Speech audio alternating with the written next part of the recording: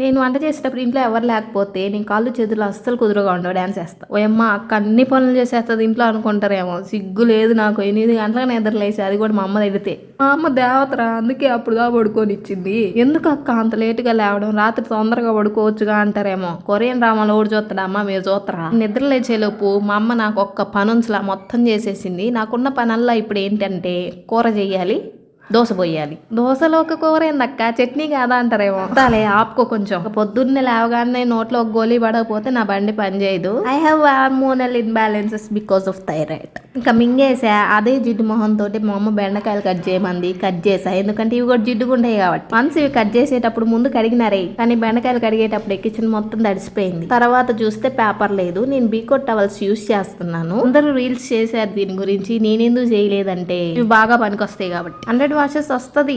వాడే కొద్ది పెద్దగున్న పేపర్ చిన్నదైద్ది, నల్లగున్నది నల్లగా అయిద్ది, తడిగా ఉన్నది ఆరబెట్టుకోకపోతే జిడ్డుగా ఆ మొహంలాగా. ఇంక ఈ బెండకాయ కూర చేయాలంటే ఇవేమో సెన్సిటివ్ గా ఉంటాయా, నా చెయ్యేమో రఫ్ గా ఉంటదా. చేతిలో గంట పెట్టుకొని తిప్పుతా ఉంటానా, అవి పీస్ అయిపోతాయి. రోజు మీరు చూస్తున్నారని అవి పీస్ అవ్వాలా. ఇది ఏందిరా ఇదే.